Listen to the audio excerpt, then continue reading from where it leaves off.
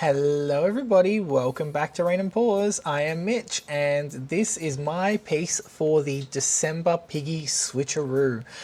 So if you watched the Switcheroo collab, you would have seen this piece on Cole's Colour. So that's Cole's channel, and he did a wonderful job of narrating. But yes, it is indeed my piece, and I am super proud of this one. It's actually currently hanging up on my wall, and it's the most favorite piece that I've ever made. I stare at it every morning and I just think I made that. It really makes me very happy. So the colors I used in this were Unicorn, Glisten, Sapphire, mixed with a little bit of Deco Art Extreme Sheen.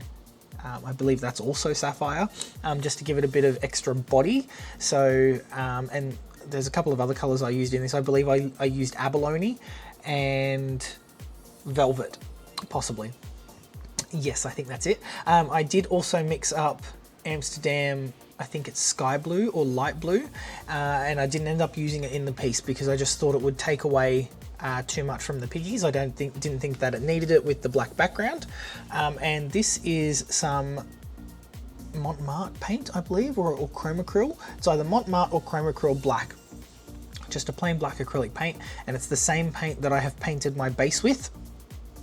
The base is not completely dry, it doesn't need to be. It was just painted on so that I've got full coverage and I don't have any white showing. So yes, that's exactly what I'm doing. So I'm just discussing how I'm going to lay everything out, and a little bit of showmanship because I was trying to make this look like Kathleen from Cos Creations poured this. And so it was inspired by Kathleen from Cos Creations. I was trying to do it, and if you noticed in Cole's video, I had blurred out the background, the bottom half, because you can very clearly see my big old noggin. So something we learned for Switcheroo collabs is don't use black or change the camera angle so you don't see your reflection. I was lucky enough to be sent my good friend Lisa Marvin's video to voiceover. So the one that aired on my channel was indeed Lisa Marvin. So if you guessed that, well done. I did have a lot of fun trying to guess who these artists were because I did not pay attention to the list we were sent on purpose so that I could watch and guess along with everybody. So that was really fun, and a lot of them threw me for a loop. So in Cos Creations style, I've laid out two different lines of color, and I'm using a damp paper towel to swipe away. So the towel that I'm using is Viva paper towel, and you can see it's got those lines in it. So if your paper towel has the lines, you're going to get them in your artwork, and I really like the effect that it gives. So what I did is I actually cut some paper towel with the lines at the bottom, and I cut some of them with the lines going the opposite way. So I have a flat edge. And the piece of paper towel I just used there, I actually cut some triangles out of so that I get a little bit of a different effect. And I'm just gently swiping, laying the towel down and gently pulling up on the paint so that it lays flat, grabbing a little bit of that paint and swiping it up. You definitely need a lot of patience for this, and this took me over an hour to get everything done, so this is sped up into 15 minutes. But it does take a very long time. Now you can swipe over the same area again if you're not getting enough color out of there, because the color is there, it's just hidden. Swiping over the same area will increase the dimension and a lot of the colors will pop out. I'm using a different tool here. I've got a piece of flexible plastic. I have found that a lot of my old cake decorating tools are coming in very handy for art, so just give them a good wipe down so there's no food left on them, and they should be clean anyway. You shouldn't be putting them away dirty, but give them a good clean and you can use them for your art, or buy them brand new. So yeah, lots of cake decorating tools make an appearance in my videos because they are perfect for this style. And so what I have is I've got lots of different sized pieces of paper that I've cut up, and I've just sprayed the bottoms that I'm swiping with some water so they're nice and saturated. Now if you're looking for the This Little Piggy pigments, you can find those at fluid-art.co.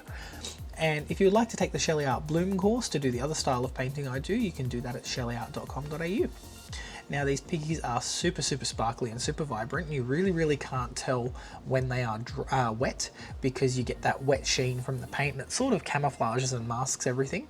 And you can see down the bottom there, the piece of plastic sort of skipped along the surface because I wasn't putting enough pressure on it. And when I am swiping with the paper towel, I'm slowly lifting up one side of the paper towel to give those jagged edges. I didn't want them all perfectly straight, I didn't want them all jagged, and I didn't want them all going to the end of the canvas, although I sort of gave up on that at the bottom half and I made them all go to the end of the canvas anyway. So you can see my head there. I may have forgotten to edit that part out, so that may have gave me away in Cole's video. Again, very difficult to sort of be inconspicuous when you're doing these collaborations. So a lot of people chose to wear black jacket, black gloves, trying to cover up our identity, but I feel like black paint and their reflections gave a lot of us away. But still, it was very fun to guess, and if you notice in the comments, the artists were trying to throw you off, and some of them were giving hints, so yeah, lots of good fun to be had with this one. So just continuing to swipe away here, and I was using the same piece of paper towel more than once. You can do that, and dragging some of that black through will create some really nice cells. Now I should mention that my pouring medium for this pour is Liquitex Gloss Medium, so it's the lime green coloured label. It used to be called Liquitex Gloss Medium and Varnish. It's now just called Liquitex Gloss Medium. You don't want the olive coloured one and you don't want the grey one. I use the lime green Liquitex Gloss Medium, and this is just mixed with Australian Floetrol. And I did want to keep the Australian Floetrol out of it, but I wanted the cells in this piece, and because this one's for me, I was happy to have that. However, I have since worked on the recipe a little bit more, and I'm happy with just using paint, Liquitex Gloss Medium, and water, and you can get a very similar cell effect, but because I really like the cells in my artwork, I wanted to have a lot of those in here, and the Australian Floetrol does a brilliant job. You can definitely use American Floetrol as well. That will also create some cells. Now, one of the mistakes I made was I added some phthalo blue to the base right before I poured it, and the problem is the phthalo blue did not fully dissolve, so I ended up with a little splodge of phthalo blue somewhere in the painting. You can't see it because it was quite dark and it dries transparent, but all I did to fix that was I went over it. I think you can see it right at the very top in the middle of the painting. There's like a little circle. That's the phthalo blue. And I believe the way I covered that up was I just used a Sharpie. It was just to color it in, and you definitely don't see it now amongst everything else. And now that everything is dry, this is not varnished, there is nothing applied to this. This is how it dried, and this is why I love the gloss medium. It's just fantastic. Everything dries so super shiny, and you don't need to varnish it if you don't want to, because it has the varnish included. And however, I wanted to, and what I did beforehand was I tested the idea that I wanted to do by pouring on some crushed glass that I got from IKEA, and it's called Kulort, K-U-L-O-R-T. Crushed glass from IKEA. It's just crushed mirror, and what I've done is I've laid down some Atelier gloss medium heavy gel, Atelier heavy gel medium, and I am spreading the crushed glass on here. So Bree Edge from Cool Bree's Art Studio on YouTube, Instagram, TikTok, all of those things, actually suggested this to me because I was unsure of how to stick down the crushed glass, and she suggested the gel medium because you get that really rustic looking feel, and the glass will stick to it. It will dry flexible as well, so as the canvas breathes and stretches and everything, the paste isn't going to crack and cause things to fall off, and it will dry perfectly clear, and I'm so happy that it did. So it looks kind of ugly and gross now because it's all white, but it has dried perfectly clear. You can see the black through the bits of crushed mirror as well underneath, and that hid the divide between those two lines of paint that I poured. So I'm just spreading the crushed mirror on and pressing it into the gel medium. You could use matte gel for this, you could use whatever you like. I was considering tinting this black as well because it does take color very well as well, and just shaking everything off, and I did save all of that back up and put it back into the container because we don't waste. And again, just going through, pressing everything in, making sure that it's all stuck down and there's no bits of gloss gel that don't have any mirror stuck to it. And you can see I've made it a little bit thinner, a little bit thicker. I wasn't fussed that it's a perfectly straight line. That's not the kind of art that I create. I do sometimes, but not this time. And yeah, just making sure that it's all fully on there. The crushed mirror does have a backing to it, so if you have any pieces that are flipped upside down, you will see them as black, not as mirror. So I did just go through with a pair of tweezers afterwards once everything was dry, and picked out any bits that were a little bit ugly or didn't sort of fit. And now I am spraying it with a spray varnish, and that is going to hold everything in place. And this is also going to be crucial for my next step, which is applying some crushed glass. Now these are tiny crushed glass shards, and it's very, very important when you're working with these that you wear gloves, because if you use your hands, you will slice your fingers to pieces. Now the varnish I'm using is a Mikador Archival UV spray varnish, and I'm using that because it does act like an adhesive. So I wanted a thin layer that dries quickly, and I'm spreading on that crushed glass in both the mirrored section and underneath. And you'll see I'm just dropping down little teardrops, I guess, or little icicles, and that was the idea. I wanted these to be super shimmery, super reflective sections, and all irregular. I didn't want any sort of regularity to this. Some long, some short, not perfectly spaced, not equidistant from each other, not, you know, reflected equally on top and bottom. I didn't want the watery look for this, you know, like you see a horizon reflected in the water. I didn't want that.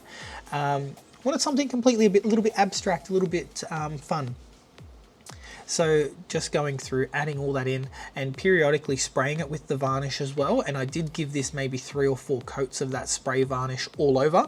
Again, it was already glossy, so this wasn't for the gloss factor. This was to be used as an adhesive.